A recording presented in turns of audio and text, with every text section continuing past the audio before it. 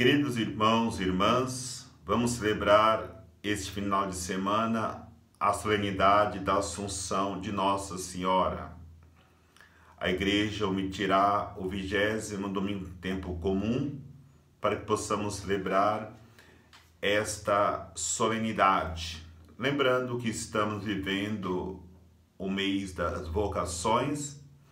Esse terceiro domingo do mês vocacional, meditaremos sobre e rezaremos sobre a vocação religiosa e consagrada. Olhemos para Nossa Senhora, a nossa grande intercessora, para que possamos viver com êxito a nossa vocação. Refletindo a solenidade de hoje, nós precisamos olhar para os dogmas de Nossa Senhora. São 4 os dogmas. Maria, Mãe de Deus, que celebramos no dia 1º de janeiro, no primeiro dia do ano. Temos o dogma de Maria Virgem, e podemos dizer, embora não tenha uma data que se celebra a solenidade, podemos dizer que celebra-se no dia 25 de dezembro, no nascimento de Jesus Cristo. Maria é virgem antes, durante e depois do parto. Isso que a catequese da Igreja nos ensina nesse dogma de Maria Virgem. No dia 8 de dezembro celebramos o dogma da Imaculada Conceição. Maria foi concebida sem pecado original. E no dia 15 de agosto celebramos a solenidade da Assunção de Nossa Senhora ao céu. Dia 15 caiu durante a semana, a Igreja transfere para o domingo seguinte, para que todos possam celebrar esta solenidade, já que no Brasil o dia 15 não é feriado, como é na Itália, por exemplo. A Igreja transfere para o domingo para que possamos participar e celebrar essa solenidade, esse dogma da Assunção de Nossa Senhora. Antes de refletirmos sobre aquilo que a liturgia da palavra quer nos transmitir na celebração da solenidade da Assunção de Nossa Senhora, precisamos entender como iniciou a celebração deste mistério. O Papa Pio XII, no dia 1º de novembro de 1950, definiu o dogma de Maria Assunta ao céu. O que quer nos ensinar esse dogma? Esse dogma está ligado diretamente ao dogma de Maria, a Imaculada Conceição. O que quer dizer esse dogma da Imaculada Conceição? Que Maria foi concebida sem a mancha do pecado original. E para nós entendermos esse dogma ligado ao dogma da Assunção de Nossa Senhora, precisamos ir lá em Romanos, quando São Paulo diz que o salário do pecado é a morte. Se Nossa Senhora ela não cometeu nenhum pecado, ela não recebe esse salário, que é a morte. Então, o dogma da Assunção de Nossa Senhora nos ensina, nos catequiza, que quando Maria terminou seus dias aqui na terra, aconteceu a dormição de Maria. E na sua dormição, os anjos vieram e levaram Nossa Senhora ao céu. ela foi assunta ao céu pelos anjos. Então, desta maneira, foi definido pelo Papa Pio XII o dogma da Assunção de Nossa Senhora. Então, olhando para esta realidade, encontramos na primeira leitura do livro do Apocalipse a figura da igreja, e Nossa Senhora é a expressão mais profunda da igreja presente no mundo, presente no meio dos homens. Para que nós possamos viver como igreja, nós precisamos olhar para o exemplo de Maria. Maria, como figura da igreja, é aquela que viveu a experiência do grande sol, uma mulher revestida do sol, com a lua debaixo de seus pés, e na cabeça uma coroa de 12 estrelas. O sol que Maria se revestiu é de Jesus, o seu próprio Filho. Jesus ilumina o coração de cada ser humano como o grande sol que aquece a humanidade. Aquecendo a humanidade, aquece o nosso coração. Para vencer o dragão, Maria se revestiu deste grande sol que é Jesus Cristo. Mas para nos revestirmos desse grande sol, nós precisamos colocar as trevas debaixo dos nossos pés. A lua, que Maria coloca debaixo de seus pés, simboliza para nós a luta contra as trevas, contra o pecado. Se nós não vencermos o pecado, se não lutarmos contra o pecado, jamais nós poderemos nos revestirmos do grande sol que é Jesus. Por isso precisamos colocar, não com as nossas forças, mas com a força provinda de Deus, vencermos toda a escuridão, todas as trevas, todo o pecado com a graça de Deus. E também o símbolo de uma coroa de 12 estrelas na cabeça. É a figura dos 12 apóstolos, é a figura da igreja, que fundada por Jesus Cristo, foi difundida pelos apóstolos.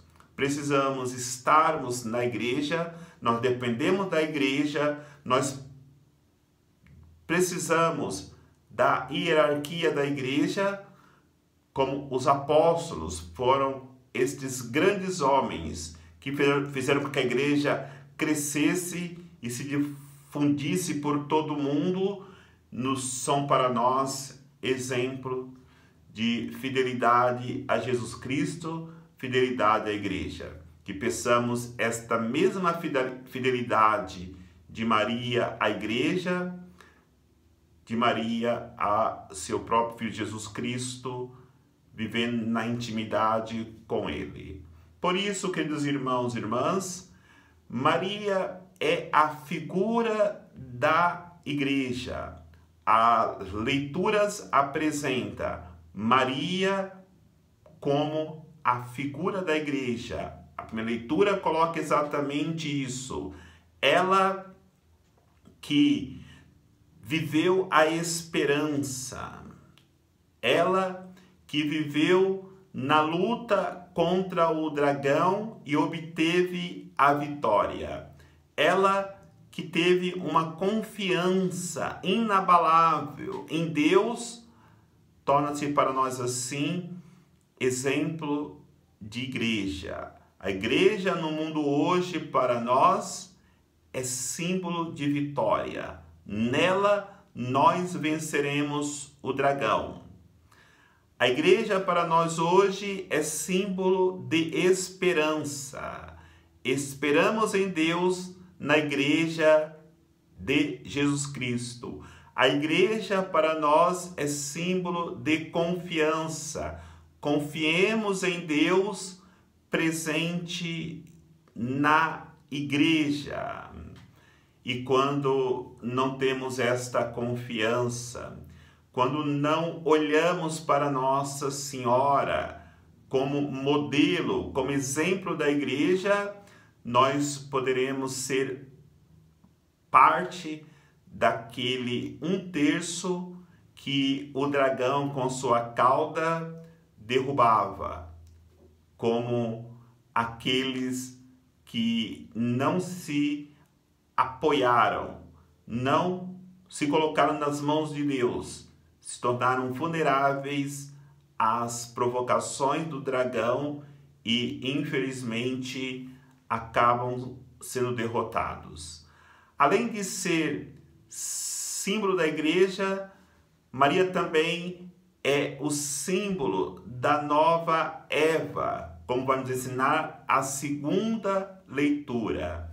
Se Eva foi derrotada pela serpente, Maria foi aquela vitoriosa na luta contra o dragão. Por isso, na vitória de Maria, nós encontramos também a vitória do novo Adão, Cristo, que trouxe à humanidade a esperança de vida que outrora havíamos perdido na desobediência de Adão e Eva no paraíso.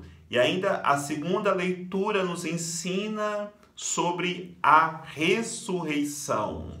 Quando somos voltados para a vitória de Maria contra o dragão, quando somos voltados para a vitória de Cristo sobre a morte, nós ressuscitamos com Ele. E, na verdade, a Assunção de Maria, depois que terminou o seu tempo de vida aqui na terra, na sua dormição e elevação ao céu, é a figura que deveria acontecer com todo ser humano se nós não tivéssemos caído no pecado original, porque terminaríamos o nosso tempo de vida aqui neste mundo e seríamos elevados ao céu, assuntos ao céu como Nossa Senhora. E acreditamos que este era o plano primário de Deus para todo ser humano. E Maria também é o símbolo da nova Arca da Aliança.